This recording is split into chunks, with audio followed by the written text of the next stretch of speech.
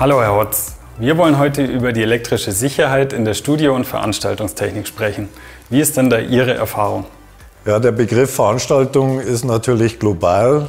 Es gibt kleine Veranstaltungen oder eben Mega-Events.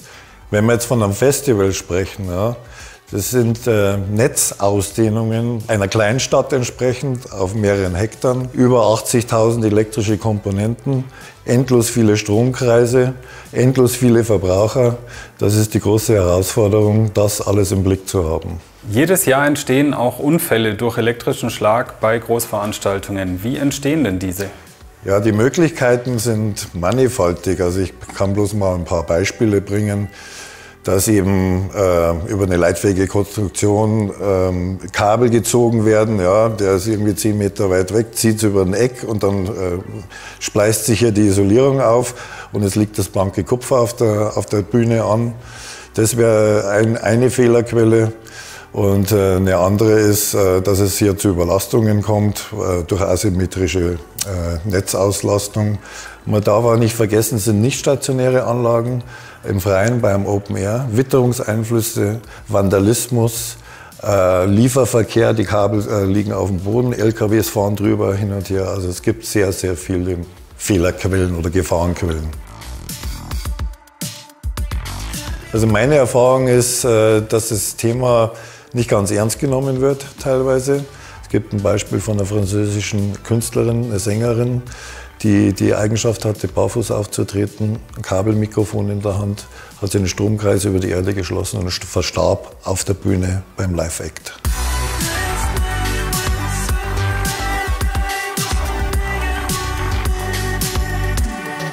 Jetzt geht es ja nicht ausschließlich um den Schutz vor elektrischen Schlag, sondern die Anlage darf ja auch währenddessen nicht ausfallen. Wie wichtig ist das? So eine Großanlage besteht aus sehr vielen Teilbereichen und Komponenten und jetzt hat seine Daseinsberechtigung. Ein Ausfall darf auf gar keinen Fall passieren, weil es hohe wirtschaftliche Schäden mit sich zieht.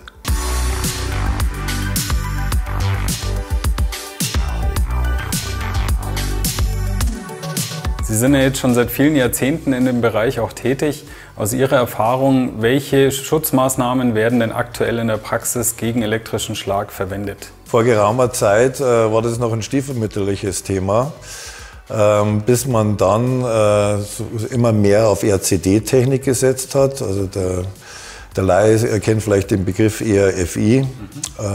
Die RCD-Technik hat für mich aber den Nachteil, dass sie im Fehlerfall einfach abschaltet und ich kann aber nicht analysieren, was jetzt war und ich kann es auch nicht verorten, weil es ganze Teilbereiche wegschaltet. Gibt es denn auch eine Lösung, wie man das Ganze intelligenter lösen kann? Ja, also da habe ich meine Helfer von der Firma Bender, die Sensoriken.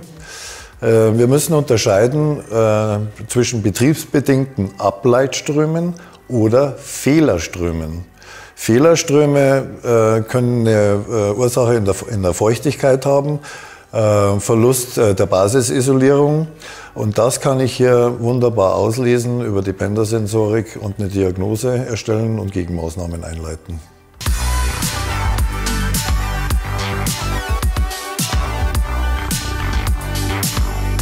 Wenn sich was anbahnt, habe ich ein Programm, eine Software hier auch mitlaufen, die mir Vorwarnungen gibt. SMS aufs Handy oder aufs Tablet oder über E-Mail. Und durch diese vielen Messdaten, die ich hier habe, kann ich Korrelationen herstellen und kann eine wesentlich bessere Diagnose und ein Gutachten ausgeben, und zwar in wenigen Sekunden. Über das Bender-Monitoring kann ich im Milliampere-Bereich sehen, ob sich Ableitströme anbahnen, aufbauen oder schon so hoch anstehen, dass sie schon kurz vor der Auslöseschwelle sind. Wenn wir jetzt von einem Personenschutz ausgehen, 30 Milliampere, größer 15 Milliampere löst ein RCD aus oder eine Bändereinheit. Und ich sehe schon, hier sind 12, 13 Milliampere, stehen hier schon an, Ableitströme. Dann ist mir das zu kritisch, dann muss ich es aufteilen und somit kann ich wunderbar damit arbeiten, mit der Information, die ich über die Bender-Sensorik bekomme.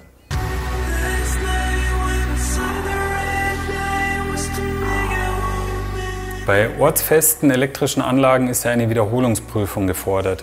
Wie werden denn Wiederholungsprüfungen aus Ihrer Erfahrung in der Praxis gehandhabt? Kann ich denn mit Bändertechnik da den Aufwand reduzieren? Aufwand ist, das Wort Aufwand ist ein guter Begriff, der ist nämlich enorm. Eine wiederkehrende Prüfung ist für einen Unternehmer, Veranstalter oder Theaterbetreiber, je nachdem als Beispiel, ein sehr hoher finanzieller Aufwand.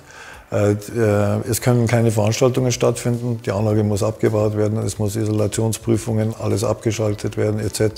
Und das birgt noch die Gefahr beim Wiedereinschalten, dass dann plötzlich irgendwelche Spannungsspitzen oder was auftreten und Geräte defekt sind. Also es ist nicht unbedingt von Vorteil, alles zu zerlegen und wieder neu aufzubauen.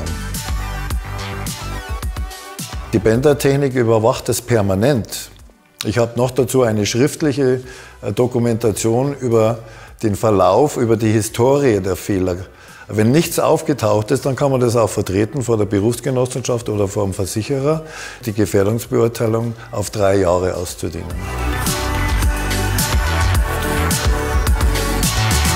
Dann vielen Dank von meiner Seite für das interessante Gespräch und für die Einblicke in die Praxis. Sehr gerne.